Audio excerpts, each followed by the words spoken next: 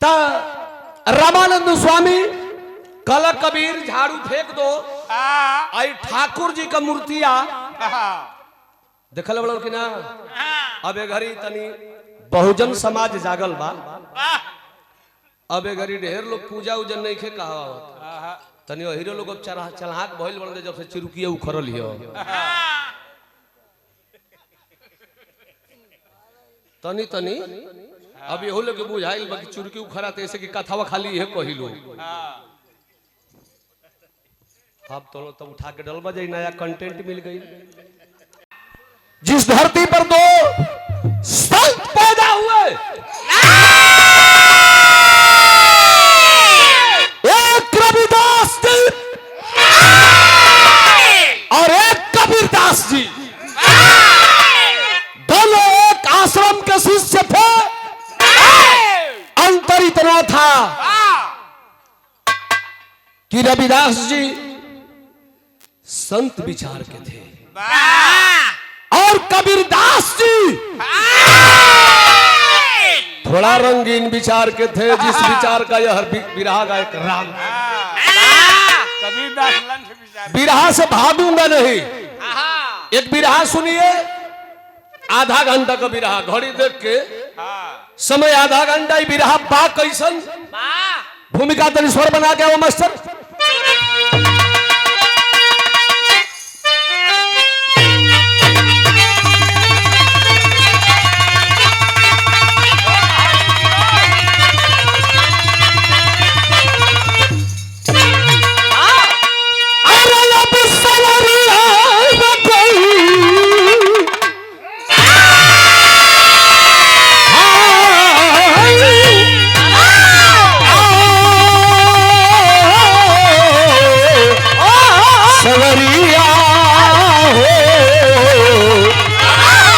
बाबा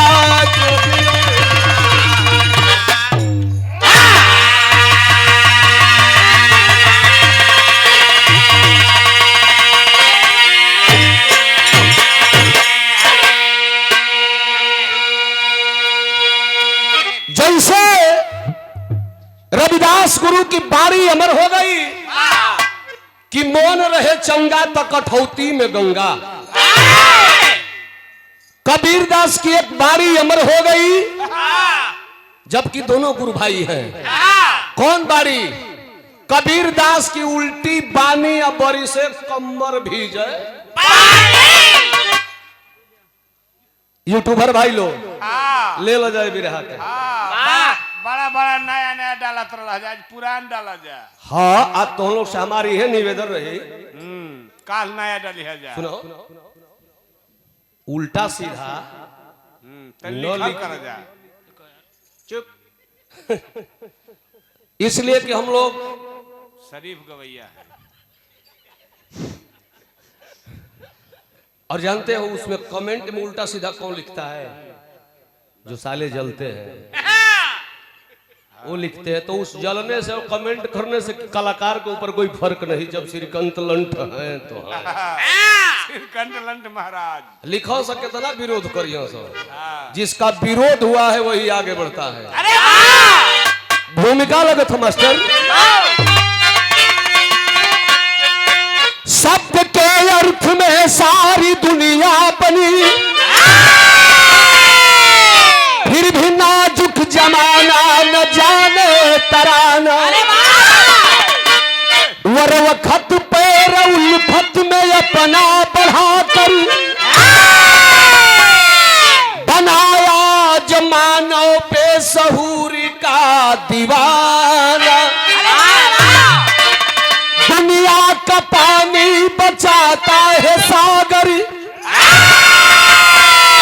पर सागर की लहरें नहीं रोक पाता। गुजरों के हाथ में न मोती बिकेगा, हीरा की कीमत को जौहरी लगाता।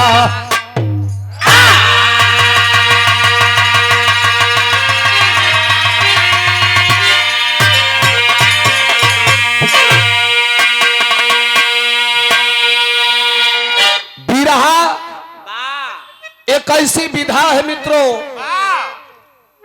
जिस विधा से समाज को एक नया संदेश मिलता है।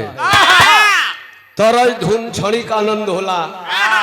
तनी एक घड़ी कलाकारवा 2-4-5 गो गा देत हो एक खातिर के हई लोग आ लोग गइल हो यूट्यूबर लोग तई मनोरंजन बदे दिया जात हो। लेकिन बिरहा में एक लाइन गजल बा। कवन गजल?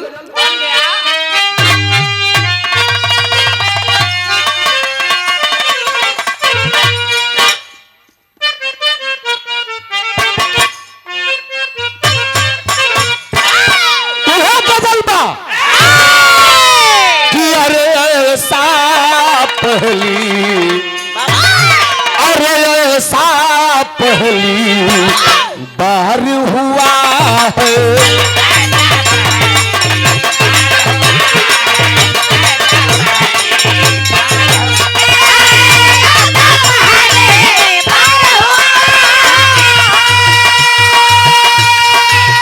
ऐसा पहली बार हुआ है।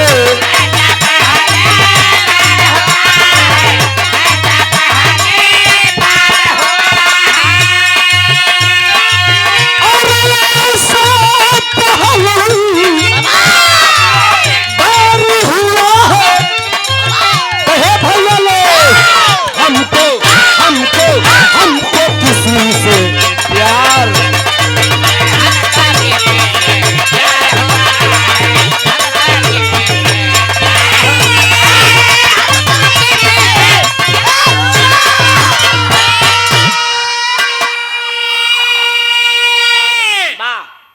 लेकिन कवि जी पूरा बिरहा का निचोड़ 2 लाइन भाव में लिखल है। का लिखल बनी? अरे जिसने जैसा करिए ना अच्छा काम, नाम आपका भी अमर होगा। ये नहीं कि कर तो नहीं किया देख के जरूरत नहीं। तो जिसने जैसा काम किया है,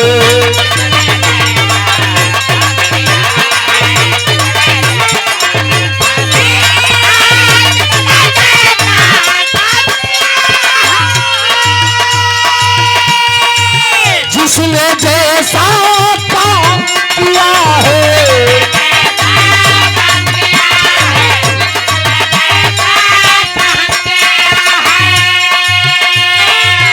अरे जिसने जैसा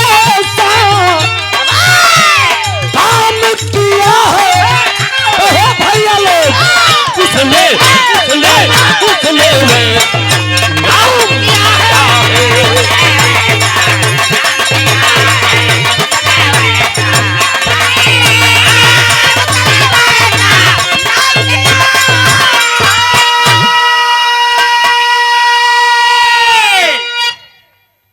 जिसने जैसा काम किया है उसने वैसा नाम किया है। बाबा रविदास जी अगर ऐसा काम नहीं किए होते कि मन रहे चंगा तो कठौती में गंगा तो काहे को इस लोग के हमनी के दोहराती जा। कबीरदास जी ना कहले रहता कि मन रहे, कबीरदास की उल्टी बानी बरसे कम्बर भीजे पानी। आधा घंटा समय ले में कोनो पवारा नहीं कि हमारे बिरहा को शुरुआत हो गई।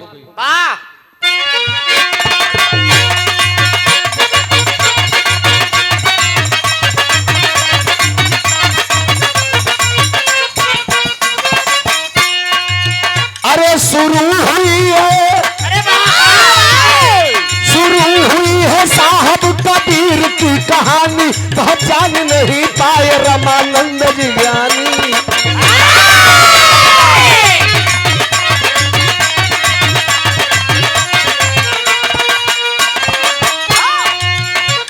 कहे कबीर चेला, कहे कबीर चेला बनूंगा आपका, पर ध्यान नहीं दिए किसी बात का।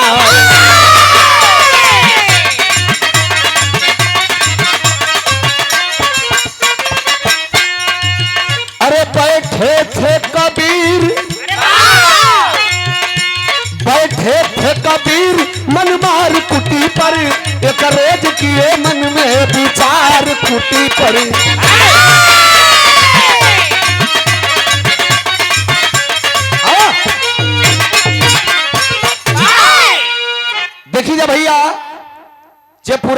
बड़का दादा बैठल बा ए बिरहा के सुनी के जई हलो आई नौकन पतन ध्यान मत दिया कुछ में ऐसा आइल हुआ ना रुचि बतौली है कि हमारे गाना वायरल भेल बा कि राजा हो तो है कैसे मनाई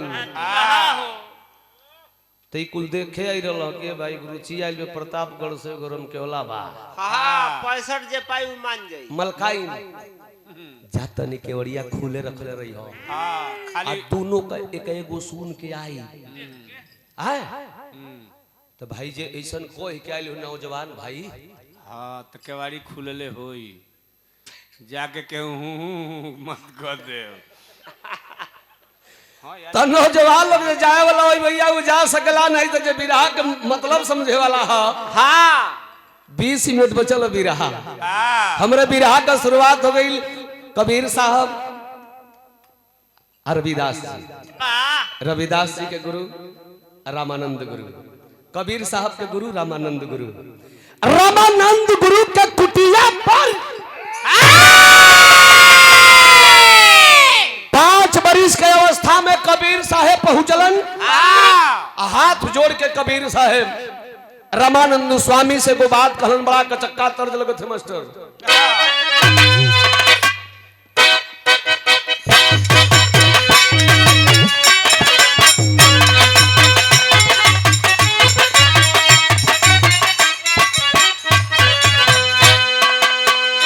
फरज के हमारे चचा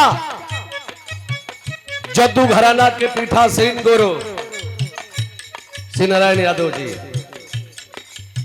ये तरज के पने जवानी में गावे जब हम निकल का रहली जाता जल में तू घारे घूमा हो भाई तर्क भीतर करब बिरहा बोल हो जाए तर्क रह दो ये तरज के कोनो दुलही ससुरा से नैहर में जाके अपना मर्द के शिकायत अपना सौखी से करते कि ये सौखी हर न जान राम अरे न जान राम सैयद रबियो न जाने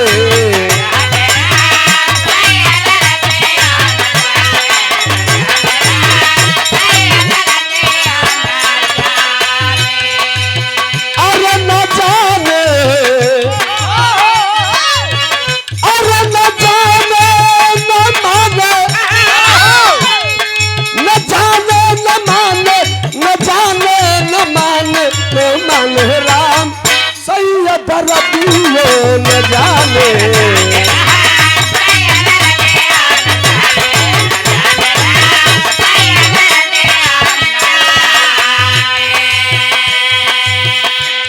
तरद रहल 5 बरिस का अवस्था बा कबीर साहेब हाथ जोड़ के रामानंद स्वामी से को बात कल हुई काशी बनारस में जहां से इनके बिरहा रहल का कल अरे बनाल स्वामी हरे बनाल स्वामी हमारा के चेला बनाल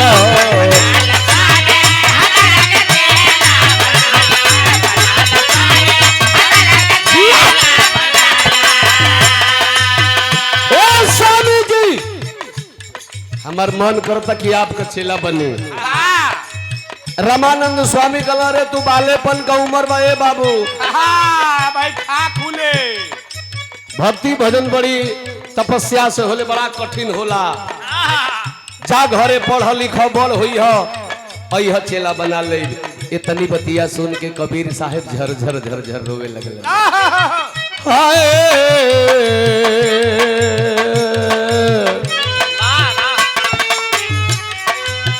झरझर बरस कबीर का नजरिया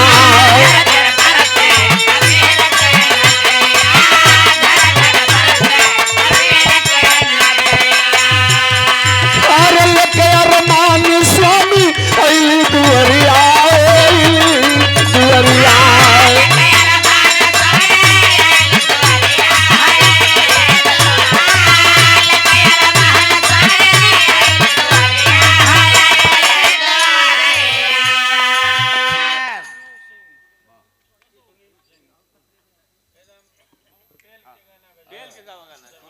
टोनू सिंह उर्फ सोनू सिंह भैया को भाषा कहो कि हम ना कहो, नहीं नहीं वायरल हो जाएगा। वायरल हो जी बाबा, कोनो दिक्कत में कमी नहीं होगी यार।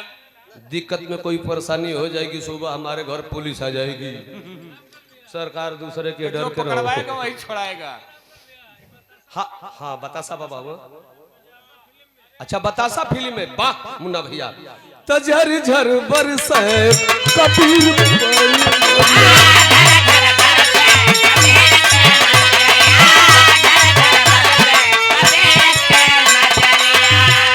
आर लखर मान स्वामी दुअरिया दुअरिया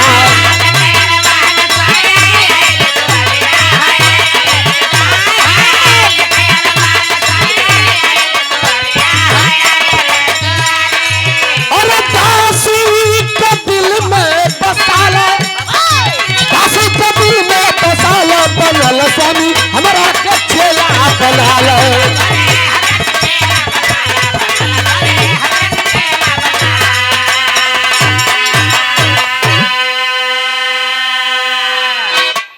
खड़ा होके झरझर झरझर रोता रे रामानंद स्वामी जी।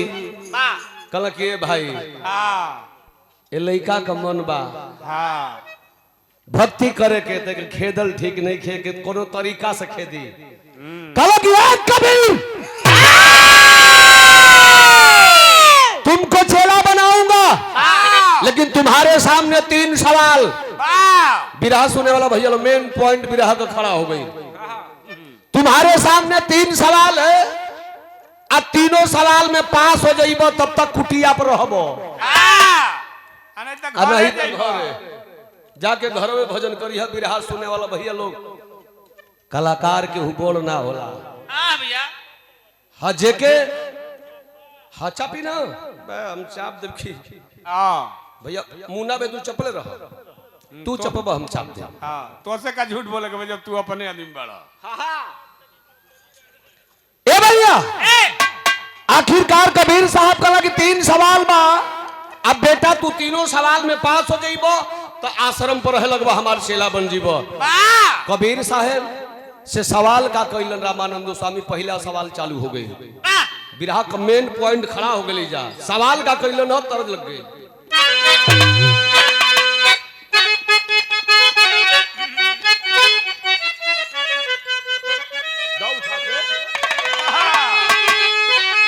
बिरहा पर ध्यान है बाबू, तरजिया बाकी है ना। अरे बोल जमी बोलो, बोल जमी बोला, पपिहरा हरी कबोल जमी बोला। लेकिन है बिरहा सुने वाला भैया लोग, अरे आज कुटिया परी, अरे आज कुटिया परी, आज कुटिया परी, अब भजनिया हो लगल कुटिया परी।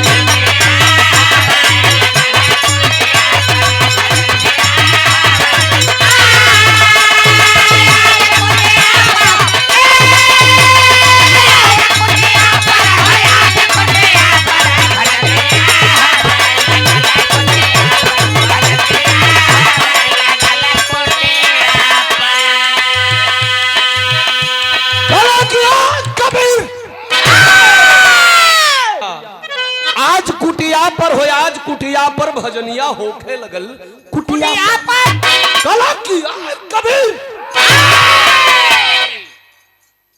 भजन होगा। हाँ राजा राजा ई मऊ हो कहा राजा मऊ ना मऊ जिला मऊ बलिया कहो करे कल गया भैया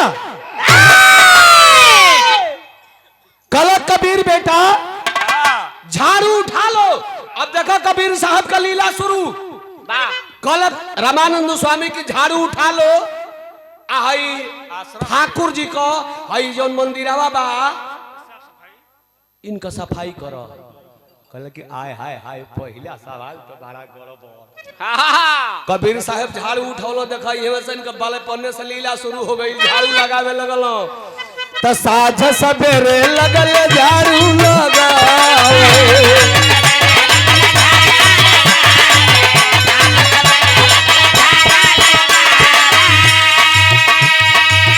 झाड़ू जरूर लगावे, लेकिन वाह झाड़ूया कैसे लगावे?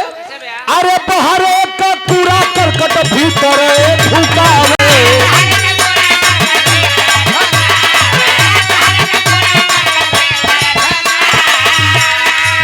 अरे सब कहे तू पागल लकुटिया भजनिया ओए लगल कुटिया पे।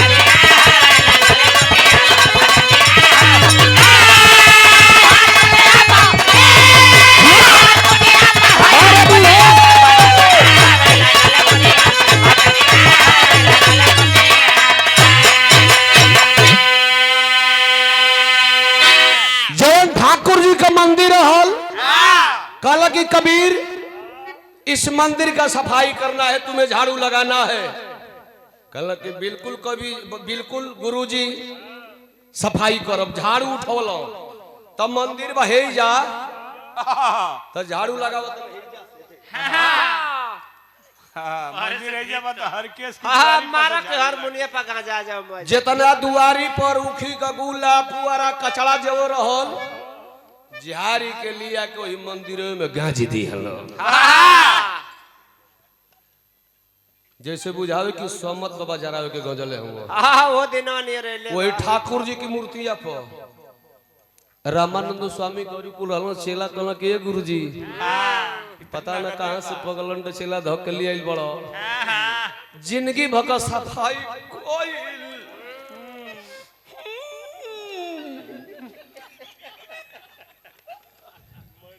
जिंदगी भका सफाई कइल आज लिप दी हलस। चल के देखा ठाकुर जी को ऊपर बुझा ताकि सोमत बाबा जरावे के गांजी देले बा। परीक्षा लेने के लिए रामानंद स्वामी अइला हम मंदिर के पास। कहला कि रुको हम चेक कर ले। धोती उठाई के आ चौकट से अंदर जो पैर डललो हो मंदिरवा से इतना बढ़िया सुगंध महकल। कहला कि वाह कबीर वाह तूने गजब सेंट मार दिया है। सब के भोग भोग बसाता आ रामानंद स्वामी के गम गम गम कहता। कहला कि कबीर बेटा तुम पहला सवाल में पास हो गया। कबीर साहब कहला कि अब जितना गुरुजी सवाल करियो को मैं उल्टे करो। पहला सिस्टम जब ये उल्टे कैला भाई साफ करे कहला तो हम कचड़ा भर देली तब कचड़े भर जौन होई देखल जाई। कहला कि कबीर अब तुम झाड़ू फेंक दो। अब दूसरा सवाल तुम्हारे सामने बिरहा बहुत बोल नहीं खे अब बहुत पवारा नहीं खे।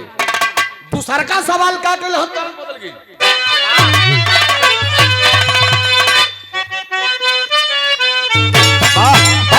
जम रहे हो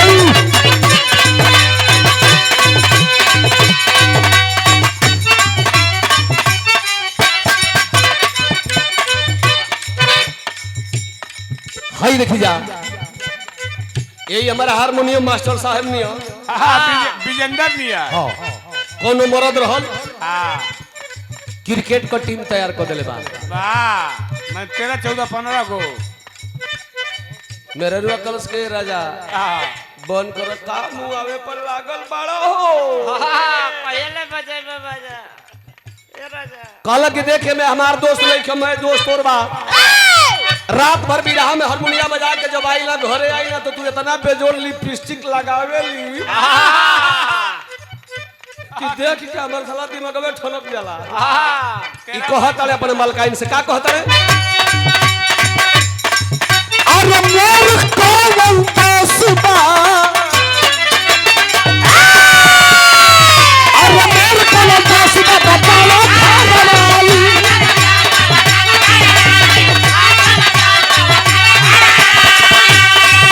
अरे हाथ को रंग लगा बताला खाली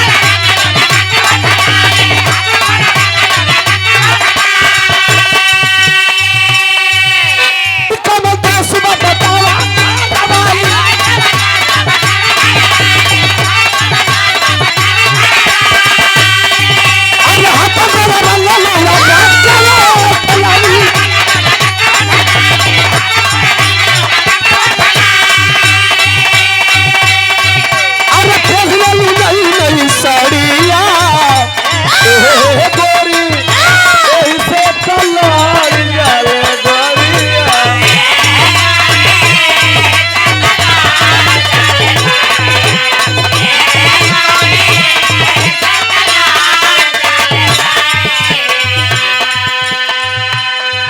ध्यान बिरहा पर है।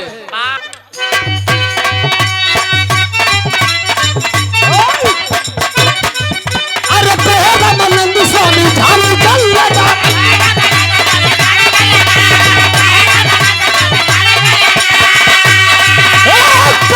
अरे फेरा मारे ठाकुर जी के कंगाल में हवा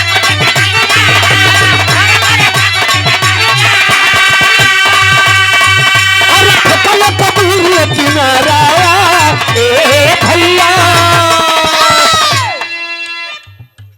रामानंद स्वामी कल की कबीर दूसर का सवाल ही है बाप तन ध्यान दे प्रधान जी बढ़िया उनका कुर्सी मतलब जा कुर्सी है तो गरीब चुनाव में लोग लड़ता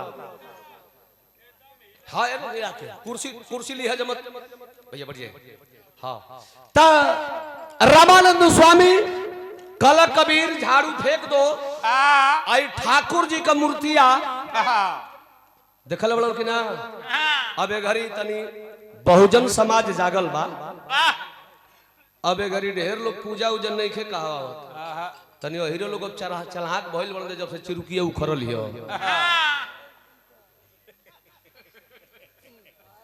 तनी तनी अब एहो लोग बुझाइल बाकी चुरकी उखरा त ऐसे की कथावा खाली है कहिलो अब तो तब उठा के डलबा जाई नया कंटेंट मिल गई यार पर खड़ा हो गइलन आ एगो गोड़ आगे आ एगो गोड़ पीछे कहला कि आई तो के भर पेट नहाई ठाकुर जी अब बढ़िया से बैलेंस बनाई के जैसा ही टोस न दिया बनिया बगलिया में ऐसे ही आर पर खड़ा होके अब बढ़िया से बैलेंस बनाई के कहला कि ये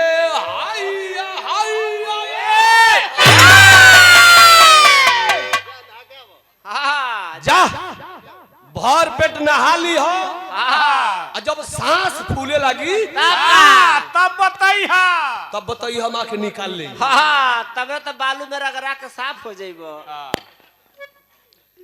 घुमा के बिक दल बनो भगवान का मूर्ति उठा कुर्सी का मूर्ति वही पानी में डुबूक दे गिरल बाड़ी कहतन कि कएगो भगत मिलल सो बताओ ई बिग दिहल सौरी कहत कि जब सांस फूली तो बोली है निकाल ले एक आध घंटा बिग के वही जे घाट पर बैठ के आसन बार के अपने गुरु भक्ति में लीन बाड़े रामानंद स्वामी देखल कि 1 घंटा हो गई लेलो सनातन पता कर बसरे उ कहां हो 4 गो चेला दौड़ लेलो से कौन से के कबीर ठाकुर जी रे ठाकुर जी के बिग धनी रे उनहा तन कहां बिगले हो कलश की कल के याद हदरिया से ओ पार फेकले है कलश की जाय दे तो तोर छुट्टी हो गई ई चारों सोचतन से कि छुट्टी हो गई बिग दल तो ठाकुर जी है ना अब तो कोई पानी में बालू में तो पा गई आखिरकार कबीर साहब कल की याद हदरिया से ओ पार फेंक देले ही चारों कल की जाए दे छुट्टी हो गई जा तने जे हम नहीं कहो कबीर साहब कल के कहां जइबो सब बोलाई उनके बोलाई करे तू ठाकुर जी के बोला देबे कल हो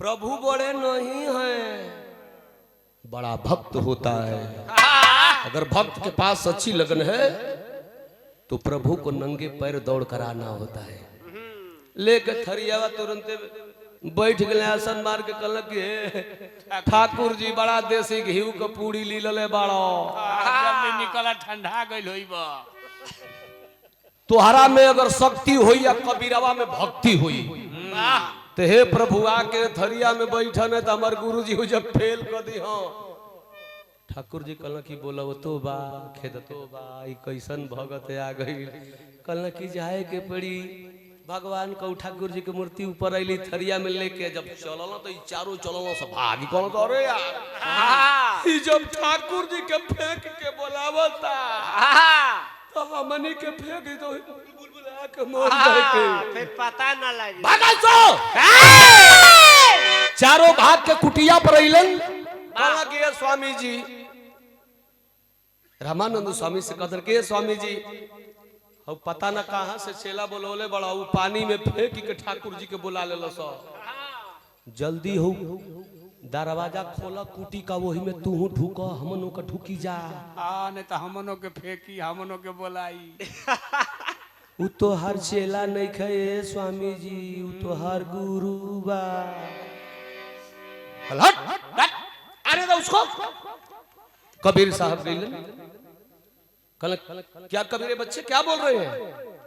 पानी में फेंके थे तुमने ठाकुर जी? कल हाँ गुरु जी फेंकल कहला भगवान की रोज अरियावा नहवा देना सो तो प्रभु जी कहला तो हम फेंक देनी हाँ उनहू के चकमा दे दिल कहला कि अच्छा चल तू दोसर को सवाल में पास।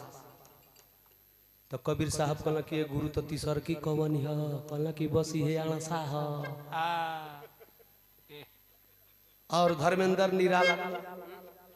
निराला हमने शिष्य कोर्स पुरस्कार आतनी है गाड़ी उड़ी दौड़ा मार्केटिंग चलावली कहली कि खाली बिरहा से काम ना चली, दो धंधा करो, विकलांग हो तुम्हारा सर्टिफिकेट ऐसे ही मिला है, बेचो घूम घूम के पुड़िया पुड़िया। लाइसेंस दिलवा दिया, जिंदाबाद। आज हमारा चेला राज भोगो बाद में गवाऊंगा ये गीत।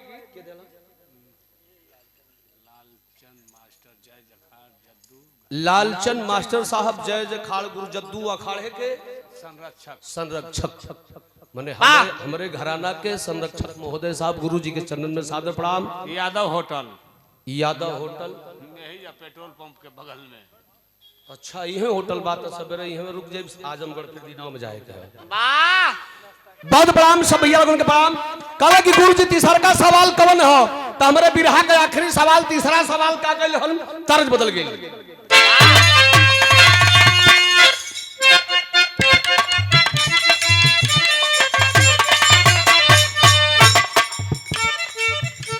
और ये 500 रुपया पुरस्कार हमारे आजम काफी कार्लर ये आपको पुरस्कार भैल चरणन में सादर प्रणाम। जय भीम नमो बुधाय। वह तर्जबा अरे पियावा अरे सैयद लाल ललना देखल सपना रे बहू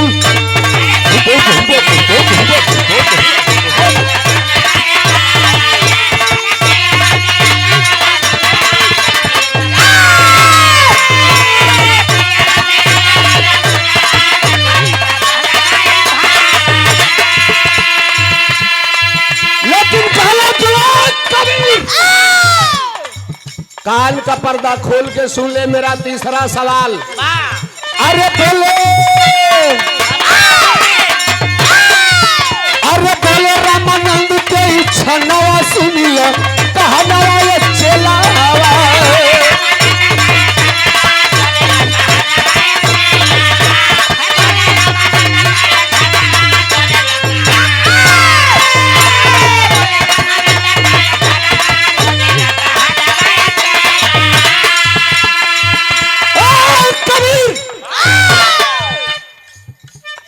काल खोल के सुन ले। एक काम करना होगा, एक कमंडल ले लो और कमंडल ले करके जाओ और हमें एक चीज चाहिए। यह सवाल है काम गायक का दूध चला कहीं से लिया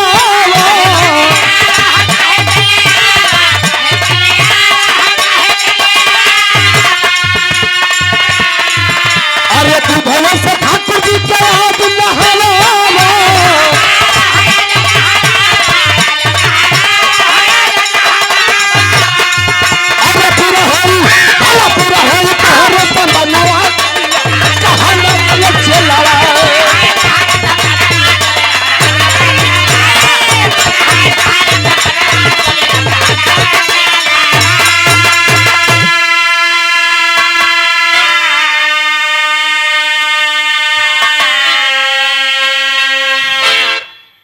कमंडल ले लो, जा एक कमंडल गाय का दूध ले आवा। पैसा ले ला।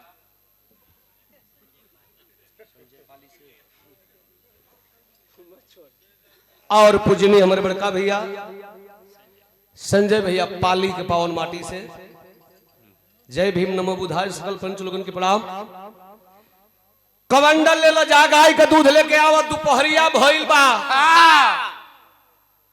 चाचा हो तन बैठ जा चश्मा वाला बैठ जा हो छोटा वाला हूँ बैठ जा झूठे जाके पटोहिया के तुम करवा रहती है बैठ जा जाके पतोहिया के बुढ़िया के जेत कह के अरे बुढ़िया खोलू माई कहाँ से आ गई हो जाड़ा में ठंडा लागता तू बैठ जा। ए भैया कहलन की जा गाय का दूध ले आवो। कबीर साहब कहला कि ए गुरुजी साझी का मंगती सवेरे का मंगती दूध ले आती ई दिनों में गाय दुहैबे ना करेली सो कहां से दूध ले आई रहे दे साझी का मांगब कल खबर। छोटा छोटा 2 सवाल किया तूने पास हो गया। इसी दोपहर में दूध नहीं लेकर के आएगा फेल कर दूंगा। आखिरी सवाल है। फंस गए कबीर साहब। कवंडल लेके लगल गाय का दूध खोजे। शहर में खोजत न देहात में खोजत न कहीं कुल गाय चरत रही सो हिरन का हो जाता तो मान ल कि अब सवेरे का दूध के हिर कुल छोड़ देले बड़ो सो। मैं दुहवा के उहे से लेके भाग गइल बा। एक आदू बड़ी तनी बाड़ी सोसर तो बछरू धो के खींच देले बड़ो सो। तो कबीर साहब सोचत कि कहीं से एको पसर दूध हवा मिल जाई तगा मछवा से छान के मने नो के आ सोचत कि उनका पानी का छींटा मार के तनी दूहली कमंडलवा के दबा के दूहे के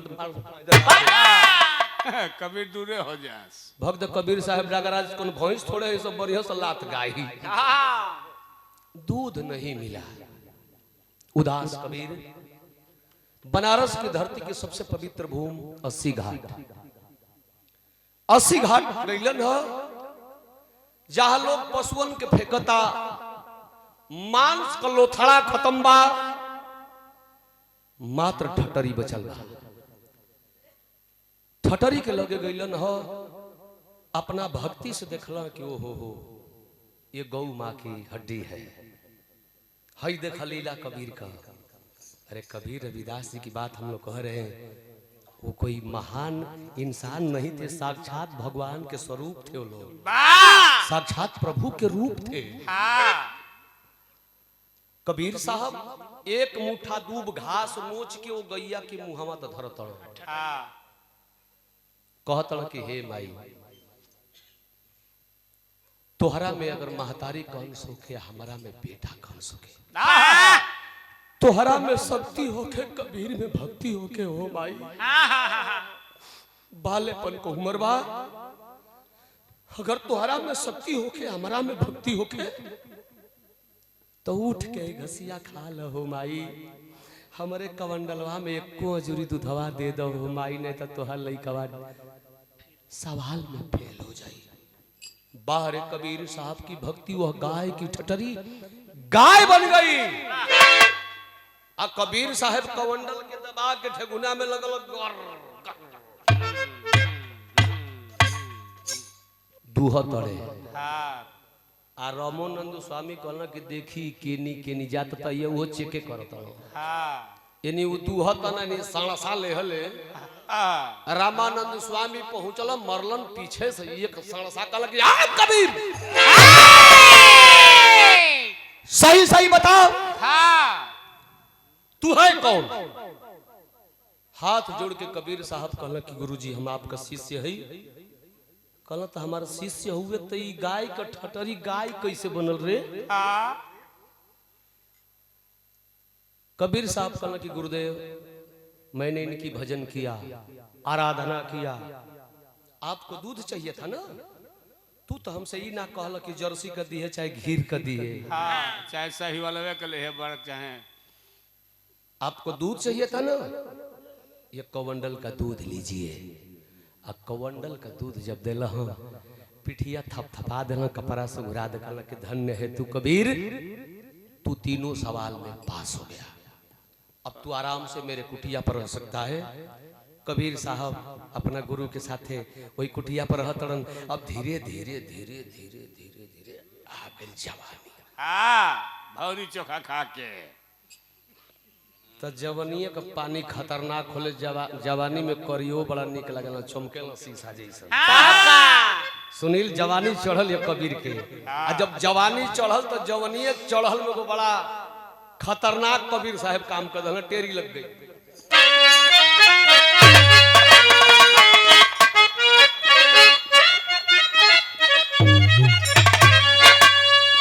हरे बखरिया ए पंचो बखरिया में सवरिया तो हरी, अरे कम्बल कम्बल कम्बल बिछा के सूते उड़ कैलू गरी।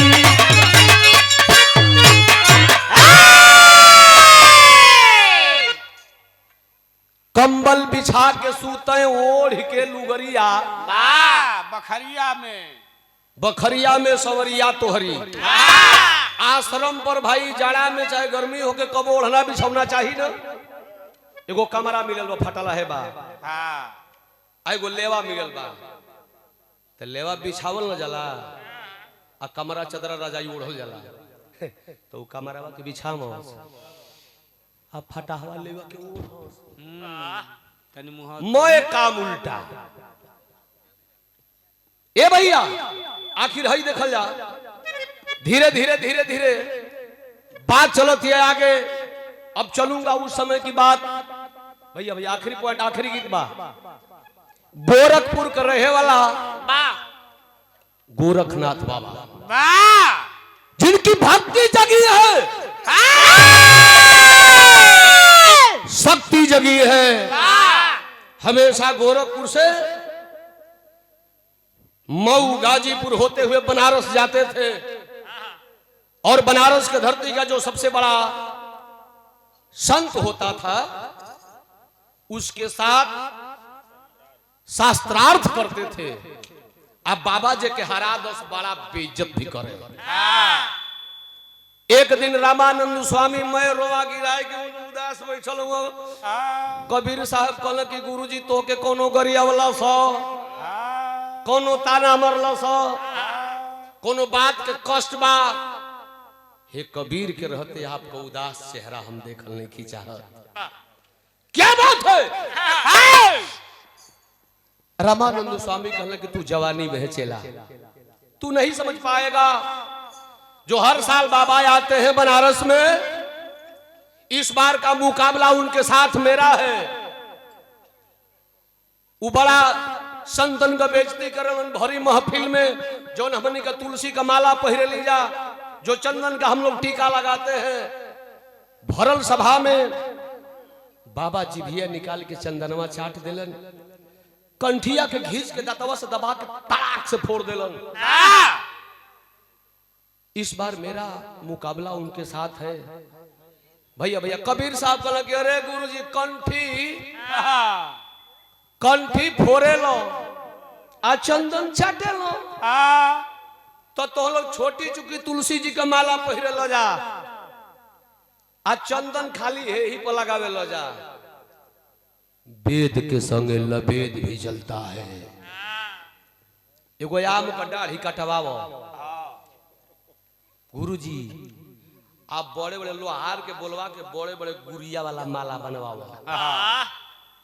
वो माला में 40-45 वो गुड़िया रह के गर्दन पर न रहल पले जा। आ तनके सुख चंदन ना 5 किलो चंदन का लकड़ी मंगवाओ, ओके पिसवाव, ओके पिसवाव। बेरी मुकाबला तू ना करबे, बेरी हम करब। देखी तो केनी से चाटे लो, केनी से काटे लन, आ केनी से कंठी के फोड़े लो। कहला कि सही कह रहा है, सही है, चला लड़ जाएगा, लड़ जाएगा। डेट डाली दो, दिन तारीख डाल दो, तू कहिया होई हो। दिन तारीख पड़ गई, जैसे ही सड़क गई बिया, गेट बनल बा। अब बाबा चलल हो इन्हीं से अपन बनारस में जलवा बनले बना होला। कोनो मन सहकल आदमी होला तो सहकल है कि चलो बनारस फिर जीत के आई। जैसे सुनील लड़े जाला चलो अजुओ पटकब, वैसे ही बना इनको सहकल बा। आ तो ये निमन पहलवान से भेंट हो गई,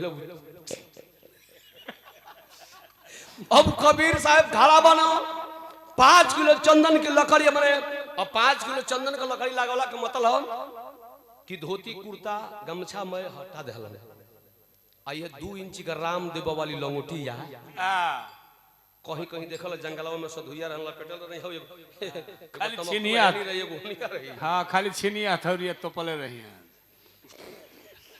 ओई सही 2 इंच का लंगोटिया पहिरले हुआ आप भर दे ही ये चंदन का लेवन कइले वाह एकदम मैं मुंह रंग रंग के कपार पे छिलवा के गुल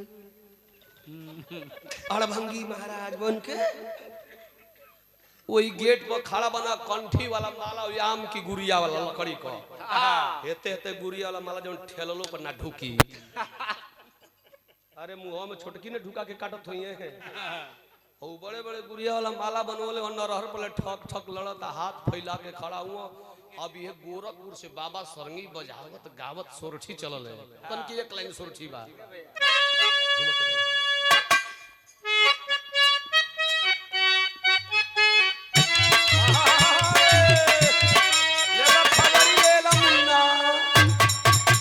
खजड़ी ले ला फांस रही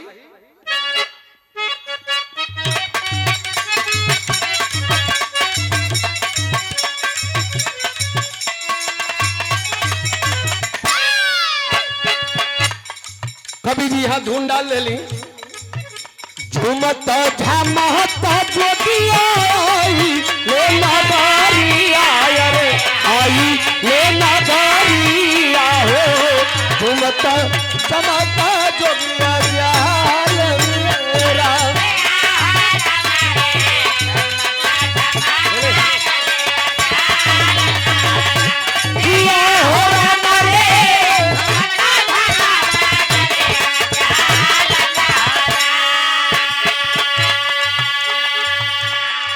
बाबा सरंगी ले बाड़ा अपन सुर में बाड़ा धुन बजावत जाता रे झूमता झमता जगिया ले नगारी आय रे आई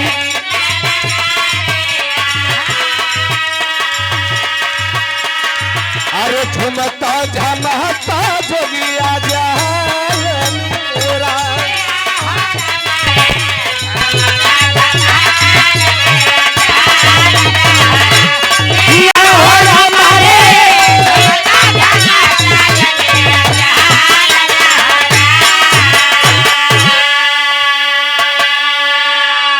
धीरे धीरे सरंगी बजावत तो ही मेन गेट पर जब पहुंचल हो अपना रथवान से कल है भाई रुक पैसा रुक रथवे पर से बैठल हुआ कल कबीर साहब कल की हट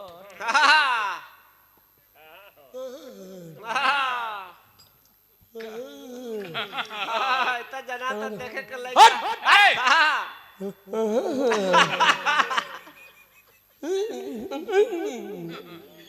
यो न खड़े करता ना कल के रे यार ये पागल है कि क्या है रे अरे हट बे हट लेट हो रहा है मुझे कार्यक्रम में जाना है देखे के लड़का लिली गुल्लर कह रहे भाई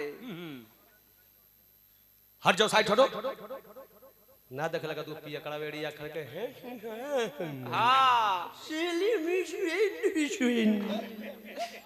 जब नीके मार लियो तो लरखर सरखर गिरे हैं सो कबीर साहब ना खड़ा कर तड़े इकल करे यार हट कबीर साहब कल कि नहीं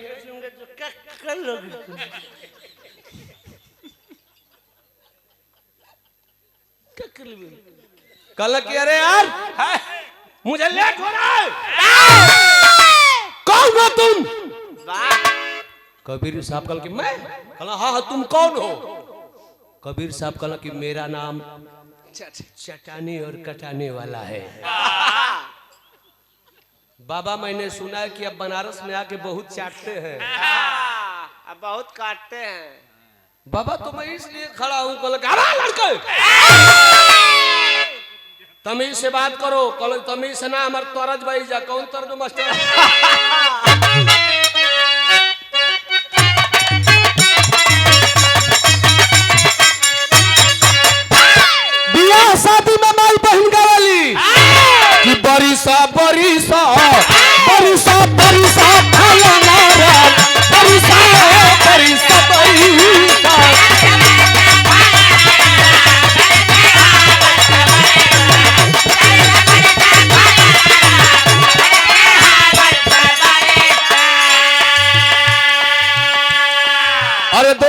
पुरस्कार हमारे भैया अध्यक्ष राम रतन राजभर जी और 500 रुपया पुरस्कार आयल हम भूल गई हैं हमारे गार्जियन सुनील सिंह जी आदित्य बोस के मलिकार महोदय चरण में सादर प्रणाम।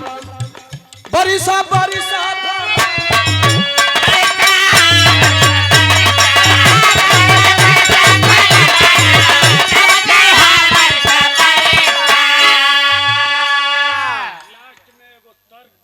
लास्ट में एक तरज रहेगी बरिसा बरिसा के बाद हमारे भैया प्रधान जी की ओर से पुरस्कार चरणन में सादर प्रणाम।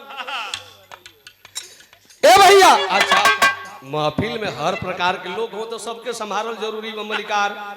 जैसे तुम्हारे दिन भर मोबाइल हाँ बस किधर चली गई है सर इधर झगड़ा कर रहे हैं अच्छा ठीक है आ रहा हूँ। एगो तो जनता का सेवा भी करे के बा बस भी देखे के बा अब बस पंचर हो गई टायर तो वहां भी जाए के बा वही हाल है भैया जैसे नुमन रुचि नाराज नहीं क्यों कई महफिल है आज घरे काल दूसरा घरे। हाँ तो से का झूठ बोले के भाई जब तू अपने आदमी बाड़ू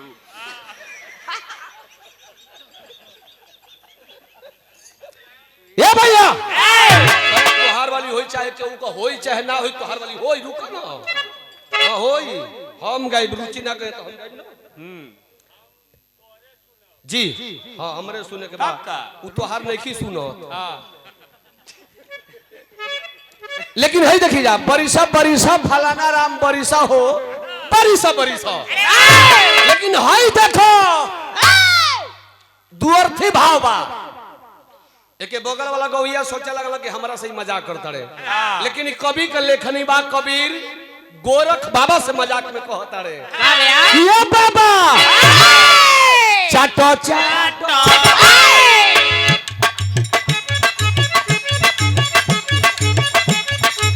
अरे चाटो चाटो गोरखनाथ चाटो चाटो चाटो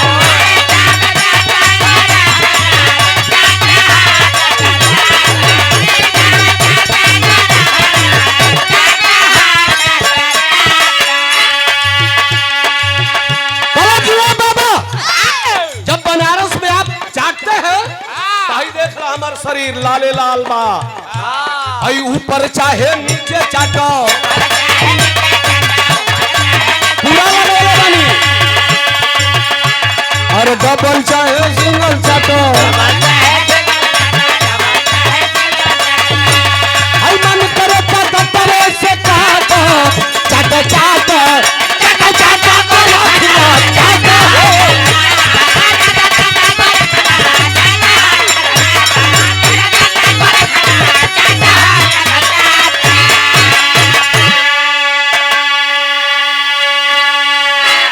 अब ये तना बात कहा बाबा बर्दाश्त करे गुस्सा में लाल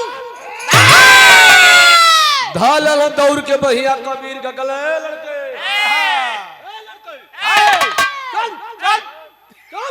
अरे बाप हमसे मुकाबला करेगा कबीर साहब कल गया रे दादा तो बढ़िया बीमारी करे बाबा तकरमा आखिर क्या करूं अभी हमें देखा हो भैया गोरख बाबा चट देने अपन त्रिशूल उठवल जैसा ही मंचो बनल बा लमहर तो काठे कन बा ये कहा घरी पलाई रहे माटी का मंच बा वही त्रिशूलिया के गाछ देने धसावला आ गोरख बाबा कूद के वही त्रिशूल पर बैठ गइला एगो गोड़वा है पर एगो गोड़वा है पर जो नोखिया ना त्रिशूलिया के तो टेढ़ टेढ़ हुई सो तो चलो दूगो टेढ़ रहली से बिचली को तो कंड कर देना चाहिए नहीं वो मेन गणास पर थी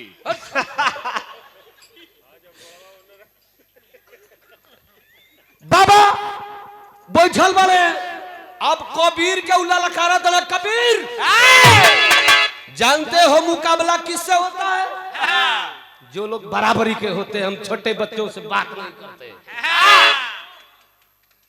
हम छोटे बच्चों से बात नहीं करते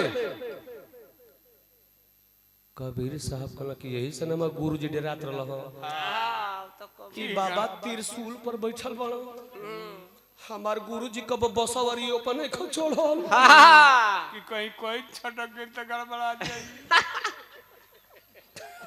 मान जो रे ए भैया कल की गुरुजी कब हमार बसवार पर भी ना चढ़ल हूँ वही बाबा त्रिशूल पर बैठल हो तो मुझे भी कुछ दिखाना पड़ेगा। धैलन बिहार कबीर साहब परम पिता परमेश्वर सदगुरु महाराज पर कल की मुकाबला देना पड़ेगा। ये बराबरी में कह रहे हैं ना बाबा। तो इनका त्रिशूल तो धरतियों पर टिकल है, बहुत ज्यादा शक्ति है इनमें। मगौलन लेवा सीए वाला ही कच्चा डोरा अंगुरिया में लपेटल 5-6 हाथ ले कबीर साहेब आ ओकरी बाद ओके धके तोड़ देलन। तोड़ के ओकर पलैया धके लगाए छिट्टी कबीर आ धागा जब सीधा हुआ तो कबीर साहेब कूद के जाके वही धागा की पलई पर बैठल बड़ो कि गणास मूर्छा न खाओ।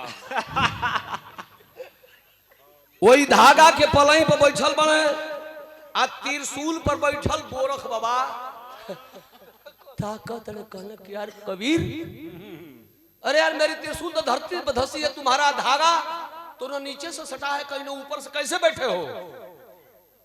कहला कि बाबा हम बैठल बानी नो।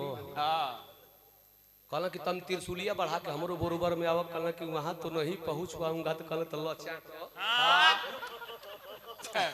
ढेर दिन से सहकल ला चाटा बाबा तन की बढ़ाला त्रिशूलिया नीचे से छाटी लो। कहला कि नहीं कबीर, अब तुम धागा से उतरो, हम त्रिशूल से उतरेंगे। अब ये कांड नहीं चलेगा, अब दूसरा कांड होगा। अब सिस्टम से होगा। कल कि ये मुकाबला नहीं होगा, दूसरा मुकाबला होगा। कबीर साहब कहला कि कौन मुकाबला तू हमसे लड़ब? कौन लड़ब बोलो? हाँ जब इतने में आजमा ले तो आगे देख ले। कहला कि अब पानी में छुअल हुई, चलो नदी की तीरे। आगे आगे गोरख बाबा, पीछे से कबीर साहेब, उनका पीछे रामानंद स्वामी, आओ लोग के पीछे जतरे आप लोग भीड़ जुटल है जानता। अच्छा आज भेंट हो गई, मुकाबला लड़वैया से बहुत आके गप गप चाटत रहा। आज भेंट हो गई। या चाटस ले गई नदी में। आओ दोनों लोग गए नदी के तीरे। तो कबीर साहेब पूछल कि ए बाबा पहले तू कूदब कि हम कूदी? कहला कि नहीं, मैं दूर से आया हूं तो पहले हम कूदेंगे। कहला कि तू कूदब तो ठीक बा कूद। सहक में तो कूद गई ऐसे कि एगो मुकाबला हार गई बोलो जतरे वेस्ट इंडीज हारल है और न्यूजीलैंड हारल है। वही तरह ये पहला मैच हार गई बने। अभी दूसरका वाली बात आई तो कहला कि पहले हम कूदेंगे। कहला कि बाबा कूदो। बस पानी में छलांग लगौला हो गुरु गोरखनाथ जी। आ जब छलांग लगौला हो आ पनिया में कूद के आ बाबा मेंगुची बन गई। नदी के तीरे के हो गई तो सवेरा देखो तो बजा सजिया कने छोटकी छोटकी बोलेली सब। अब पनिया में ढेर भीतर नहीं खो जाते इसे कि घरियार उड़िया धोले हो सब डरने हुए मेंगुची बन के बैठ के तब भइल का पॉपट लग गई।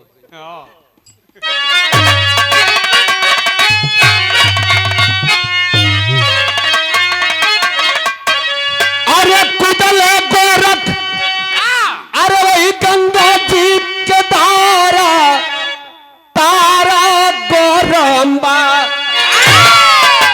में ढक बन के बैठे लंग किनारा पर गोरंबा।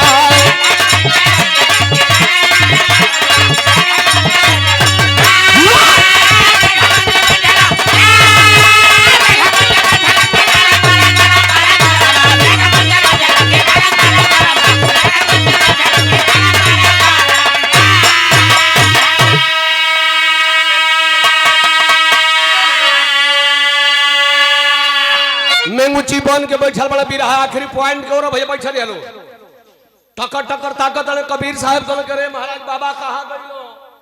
ढेर भीतर गइलो कि कहाँ गइलो?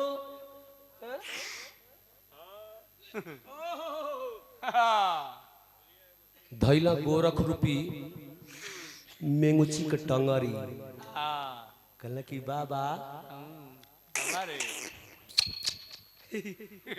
बोला गोरख हुआ कि ना कही देवा कि ना आई तो ध के घींच दी बीचे में से दूगो हो जाइबा पच दे फट जाइबो ध के टंगरी हिलावत तड़े कहत तड़े का कहले पकड़े पैर कबीर साहब अरे बोले तब दूसी आई हो जल्दी बोला गोरखना तो पटक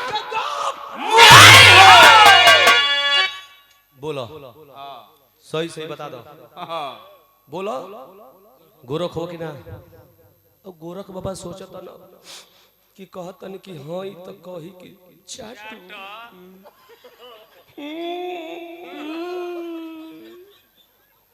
अब कह देतन कि ना होई तो कहीं फारे मुआ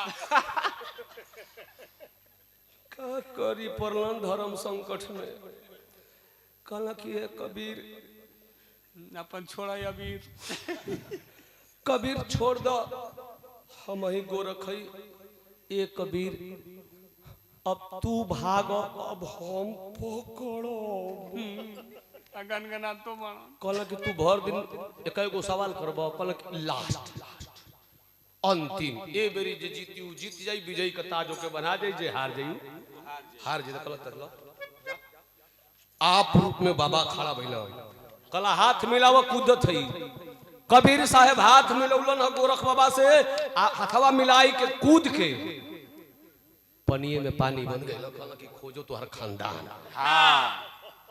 देखी कैसे खोजेला कबीर साहब भी कोई साधारण व्यक्ति नहीं थे पानी में कूद के कबीर साहब पानी बन गए अभी मजबूरी में बाबा कूद के जो होता ना बुलुक बुलुक पानी पी लेता हो कहला कि कबीर मर जाए के नहीं बड़ा कहला कि मजा काटो पानी बनल बानी बिना आँख वाली गोरे वही पानी में बाबा पौरा तना कबीर से भेंट नहीं खे हो तो भाव लगत बा अरे घमंडी गोरख तीनों बाजे आरा पारा गोरम्बा अब पानी में पानी बनले उसी तारा गोरम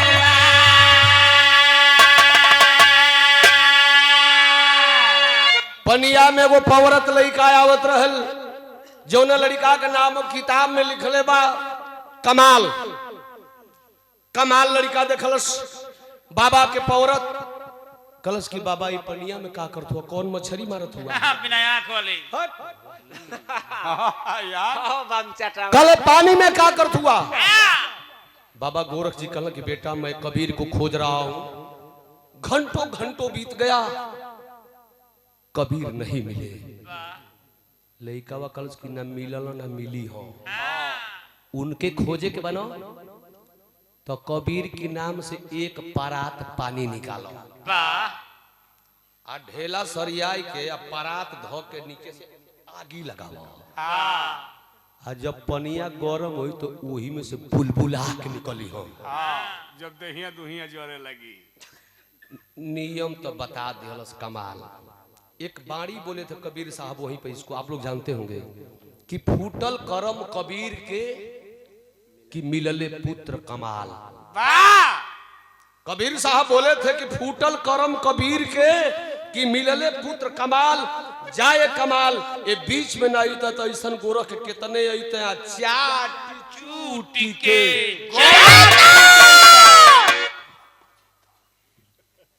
आज हमके तू पकड़वावत मने मने सोचत कि लइका पकड़वाई कर हम जान बचौली है हमारे पास जान मरवाई लेकिन पानी गरम भइल अब पनिया गरम होला त भाप बनेला तब भफिया के संगवा कबीर साहेब भागत बाबा के दिखाई नहीं खदे तो कमाल धो लेला बाबूजी भेंट करे भेंट ना करबो जाए दो बहुत केहू के बेइज्जती ना कइल जाला ई हार गेल बड़े अब फिर ना आई है बनारस में छोड़ा इनके हाँ जब 3 गो मैच हो जीती गए तो 2 गो में छटपटाए दे तुम्हें ना ज्यादा इनके छोड़ो। हाँ आखिर वो लड़का बाबा का जान तो बचा देलस। बाबा भगे वहां काशी बनारस से चले गए अपने नगरी। अब हई देखो कबीर साहब का चर्चा होखे लगल। पहले बनारस में भइल, फिर गाजीपुर भइल, मऊ भइल, देवरिया भइल, गोरखपुर भइल, आजमगढ़ भइल, पूर्वांचल भइल, हिंदुस्तान भइल, पूरे दुनिया में चर्चा भइल। का चर्चा भइल अल्लाह लग गइल।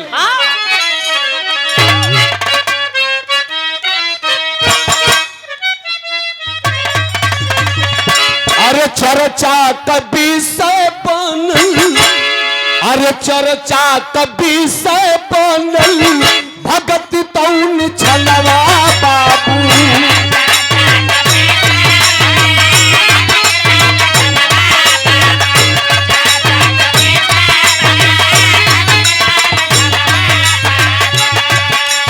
अरे दुनिया में भले का वीर है महान।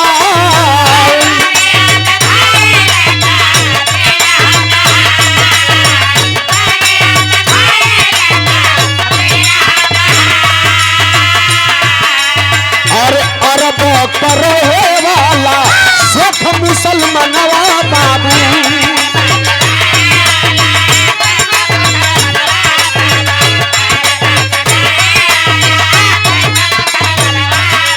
अरे बतिया करल मुसलमान से न भाई।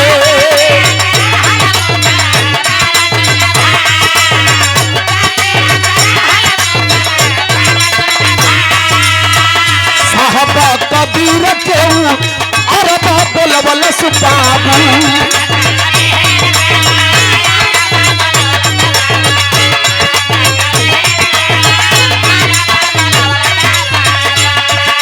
और कहलस की मुरल बाड़ी बिटिया सिर माए।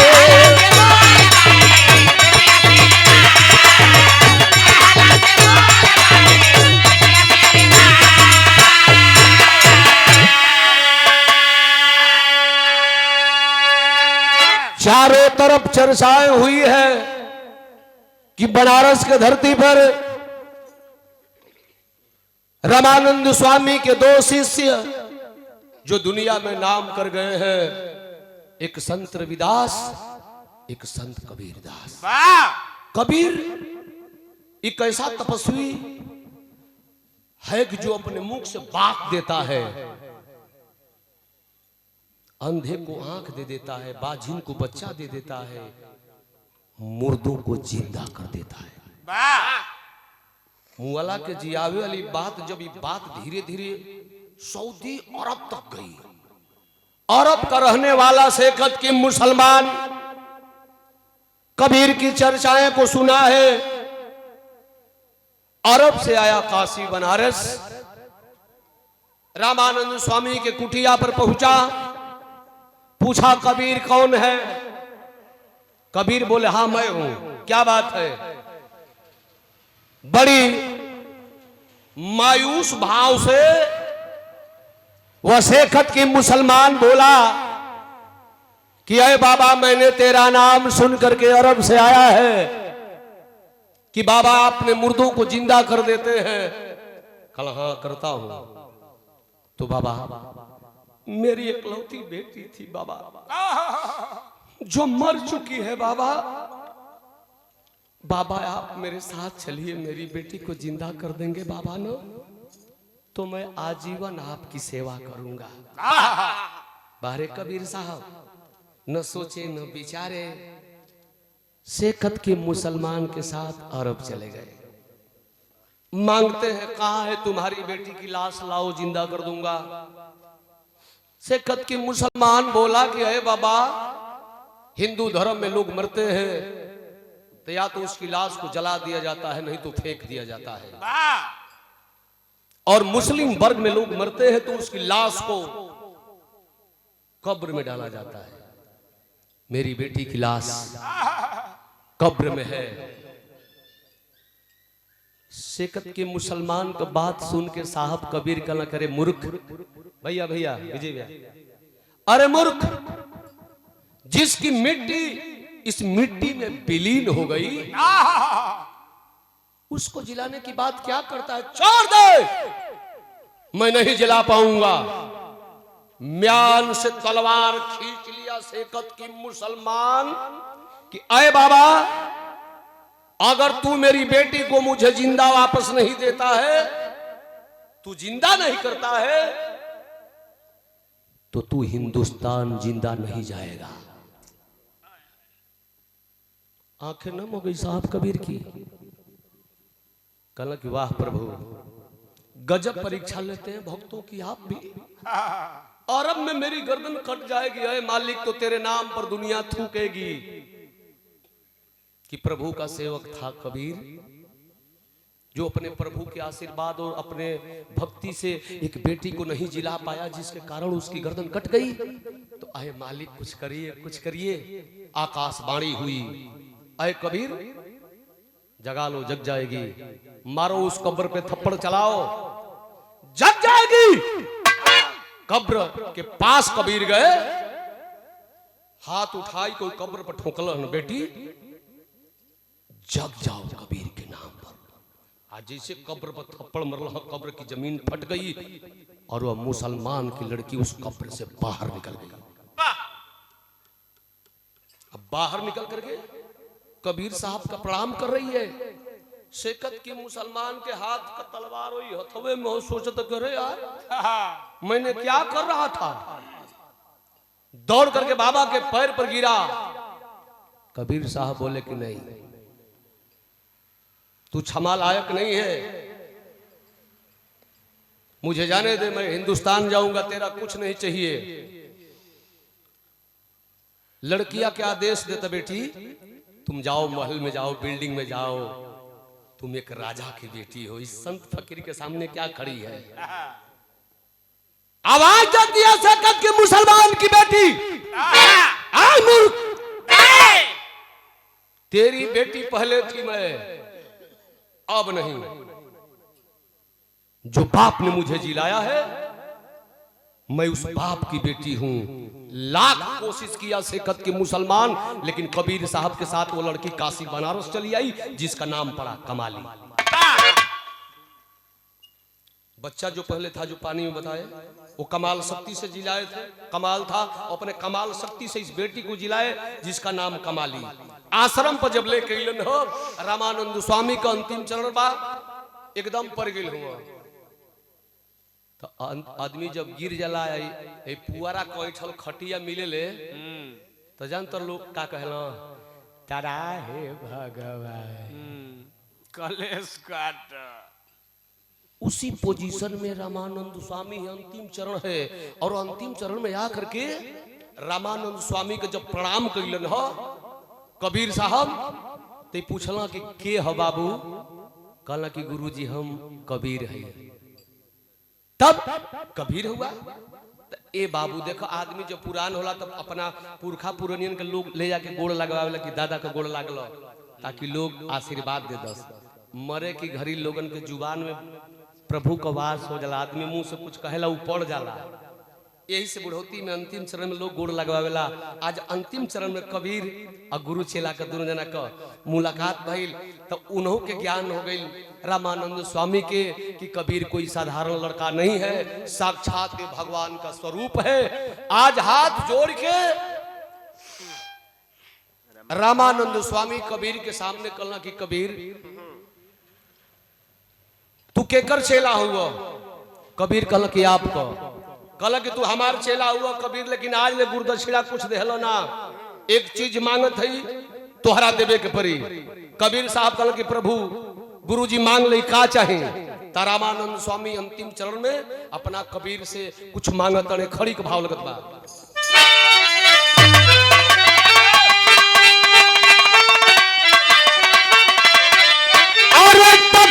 रामानंद अरे हम क्या पनाला स्वामी जी, अरे सच्चा मर्द वाली रैया देखाव स्वामी जी।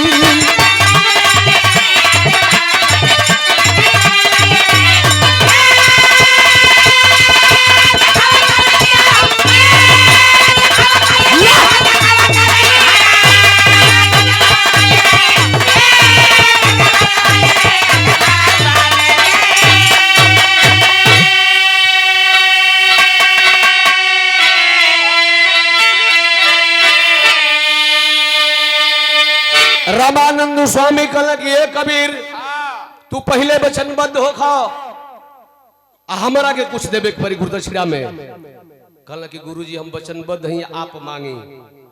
रामानंद स्वामी बोले कि अय कबीर हमके गुरुदक्षिणा में तू ही दे दो कि आज ले तू हमार चेला रहा हो, आज के बाद तू हमार गुरु हो गईला। आय हो गुरुजी, चेला कभी गुरु नहीं हो सकता। यह आप गलत मांग रहे हैं। कहल कि अरे तो वचनबद्ध भइल बड़ा कबीर। कबीर साहब कहल कि गुरुजी जो आपका शरीर बा वो शरीर के कबो हम चेला नहीं कर सकत। तपस्वी पुरुष रामानंद स्वामी कहल कि हे शरीरिया के ना चेला बनेब। आत्मा उड़ गई। आज आत्मा निकल के दूसरा शरीर में प्रवेश कैल। कौना नाम से जानन गए रामानंद स्वामी? तो छोड़ल शरीर धर्मदास बन के अइले साहब कबीर कहू चेला कैले।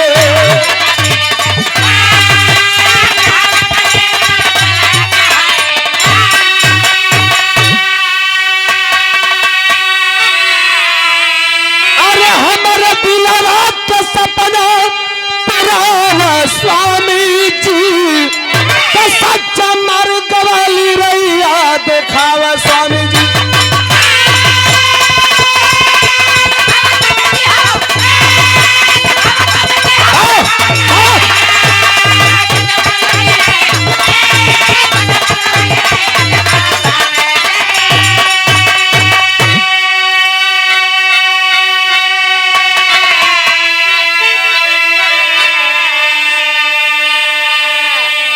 वही रामानंद स्वामी दूसरे जन्म में धर्म दाने गए और कबीर साहब की जो ग्रंथावली है उसको उसकी लेखनी का काम किए और अंतिम पंक्ति में लिखे हैं।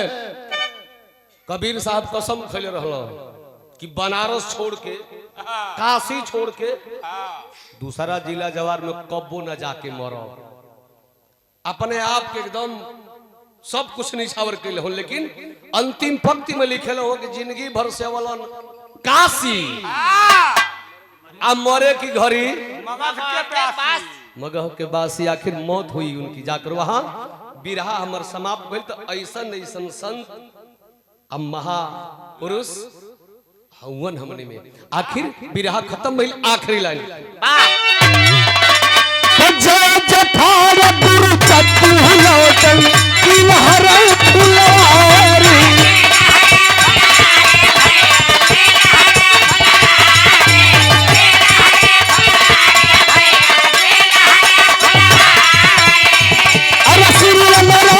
गंगा सागर रामनाथ